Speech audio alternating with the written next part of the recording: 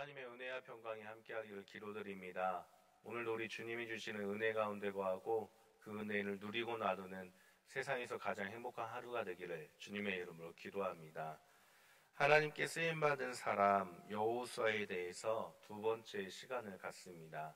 오늘도 말씀을 통해서 그 말씀을 기억하며 그 말씀대로 행함으로써 세상에서 가장 행복한 하루가 되기를 주님의 이름으로 기도합니다. 민수기를 거치면서 여호수아는 모세의 오른팔로서 제2인자로서 입지를 굳히게 됩니다. 모세 옆에서 모세의 뜻을 행하는 마치 행동대장처럼 그렇게 여호수아는 살아왔습니다.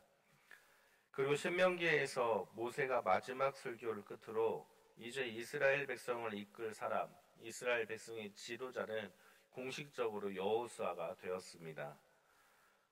여호수아 1장의 현재 상황은 가나안 땅을 앞에 두고 있습니다. 가나안 땅에 들어가기 직전 그 상황입니다.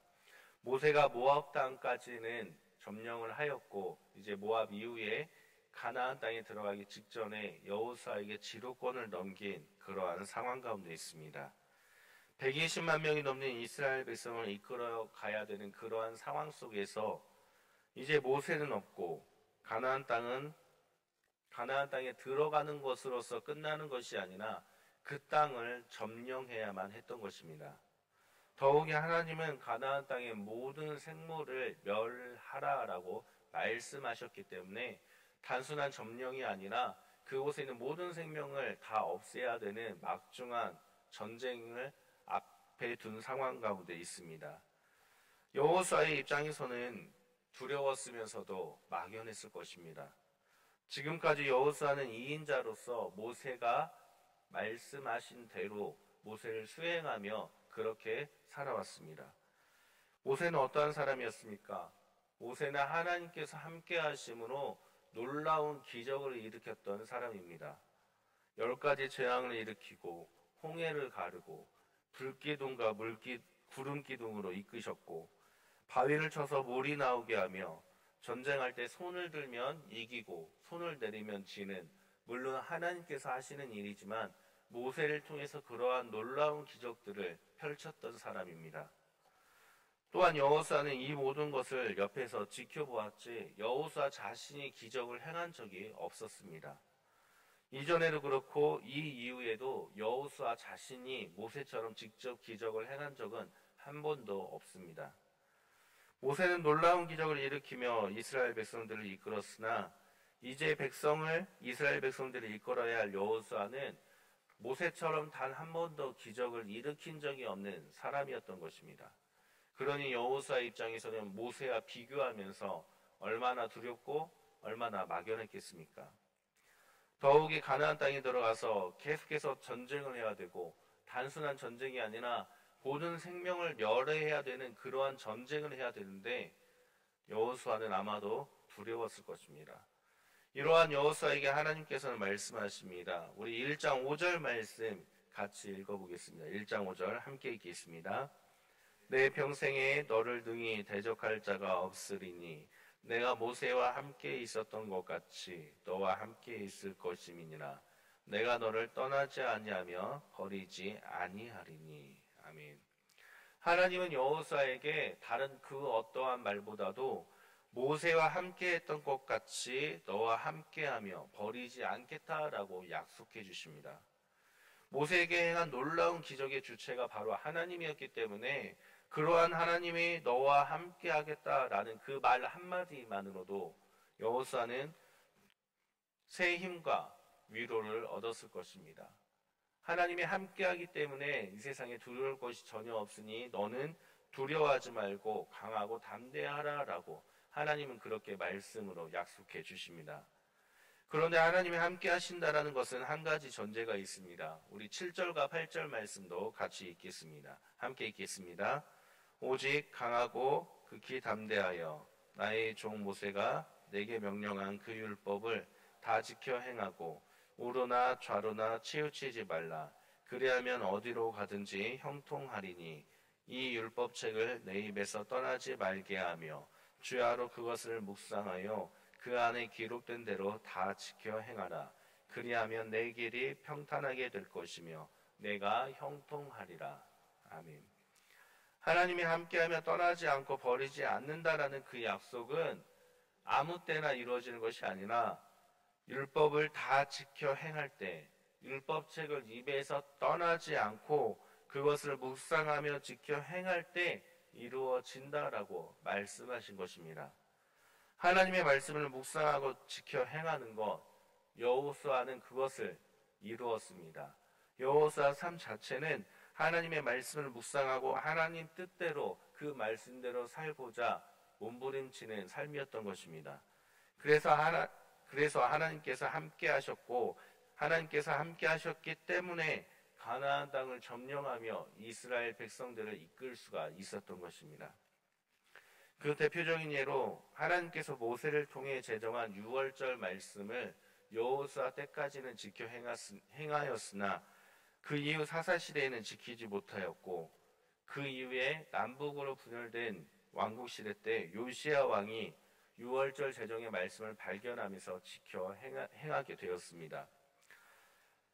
말씀을 유월절을 지키지 못했던 사사시대와 분열왕국시대, 그때는 끊임없는 분란이 있던 시대였고, 말씀을 지켜 행했던 여호수아나 요시야 시대 때는 하나님의 말씀을 지킴으로써 하나님이 함께 하심으로 평탄함을 이뤘던 시대로 성경은 그렇게 기록을 하고 있습니다.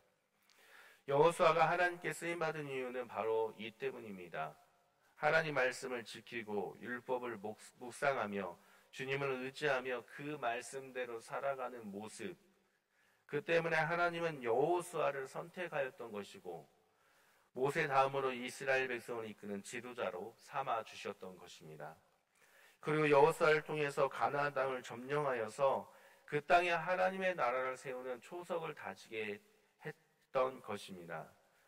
그렇기 때문에 우리도 여호수아처럼 하나님께 쓰임받기 위해서는 주님의 말씀대로 행하고 주님의 말씀에서 떠나지 않고 주님의 말씀을 묵상해야만 하는 것입니다. 그런데 우리가 착각을 하는 한 가지가 있습니다. 우리는 묵상이라 하면 말씀을 읽는 것 또는 이 새벽에 주님의 전에 나와서 말씀을 듣는 것이라고 생각을 합니다. 하나님께서 여호수아와 약속을 하며 말씀하신 율법책을 내 입에서 떠나지 말게 하며 주야로 묵상하라라는 이 묵상은 단순히 말씀을 읽고 말씀을 듣는 것에서 그치는 것이 아닙니다. 묵상이라 함은 하루 종일 쉴 틈 없이 하나님의 말씀은 반복적으로 되새기는 것을 묵상이라고 합니다. 한 번 읽고 끝나는 것이 아니라 내가 읽은 그 말씀, 내가 들은 그 말씀을 하루 종일 생각하다 보면 하루 종일 그 말씀 생각 때문에 다른 세상의 일들을 생각할 틈이 없게 된다는 뜻입니다. 그래서 결국 하나님 말씀을 지켜 행할 수밖에 없게 되고 내가 살아가면서 선택하는 모든 기준이 세상의 기준이 아니라 나의 기준이 아니라 하나님 말씀을 기준으로 선택하며 살아갈 수밖에 없게 되는 것, 그것을 묵상이라고 하는 것입니다. 예수님은 우리에게 말씀에 대해서, 율법에 대해서 두 가지로 가르쳐 주셨습니다. 하나님을 사랑하고 이웃을 내 몸처럼 사랑하라. 우리는 이 말씀을 떠나지 말고 지켜 행해야 됩니다. 이 말씀을 매일 묵상해야 됩니다. 다시 말하면 매일매일 살아가면서 하나님을 사랑하는 것과 이웃을 사랑하는 것이 내 머릿속에 있어야 되고 내가 선택하는 모든 것들의 기준이 되어야 한다는 뜻입니다. 그런데 우리는 과연 그렇게 살아가고 있습니까? 우리는 말씀을 묵상한다 하면서 하나님을 사랑한다 하면서 우리의 삶에서는 매일매일 그 생각 속으로 하나님을 사랑하고 이웃을 사랑하는 생각만으로 살아가고 있습니까? 우리는 이웃을 사랑한다라고 하면서 내 주변에 나와 관계 맺은 사람들에 대해서 조금만 나와 다른 의견이 있거나 내 심정을 뒤틀리게 한다면 그를 정말로 사랑하기 위한 생각으로 가득 차 있습니까? 아니면 그를 불평하며 비난하고 있습니까? 우리의 삶은 과연 주님의 말씀을 묵상하며 주야로 그 말씀을 떠나지 않는 삶입니까? 여호수아는 하나님 말씀만을 생각하며 살아갔습니다. 물론 여호수아도 사람이기 때문에 그의 인생을 보면 두 번의 실수를 하게 됩니다. 그러나 그는 하나님께 물으며 하나님의 하라는 대로 주님의 말씀대로 선택하고 그 말씀 기준으로 살아가기 위해서 몸부림쳤던 사람입니다. 하나님 말씀을 떠나지 않기 위해 노력하고 그 말씀대로 지켜 행하기 위해서 노력하는 그 삶 때문에 하나님은 여호수아를 모세 다음의 지도자로 선택하셨고 가나안 땅을 점령하면서 하나님 나라를 만드는 초석으로 삼아 주셨음을 우리는 말씀을 통해 기억해야만 합니다. 따라서 오늘 하루도 우리가 주님의 말씀을 기억하며 주님의 말씀을 반복하여 되새기면서 주님의 말씀을 기준으로 그 말씀 따라 살아가기 위해 발버둥치는 하루가 되기를 바랍니다.